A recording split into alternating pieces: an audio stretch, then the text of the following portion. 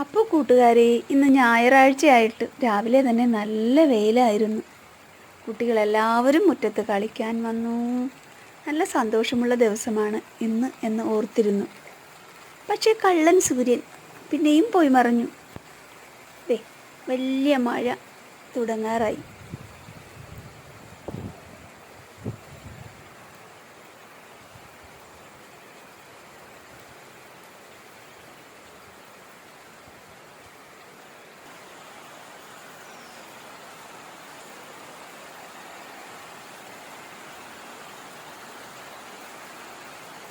മഴയുടെ കാഠിന്യം കൂടിക്കൂടി വരുന്നുണ്ട്.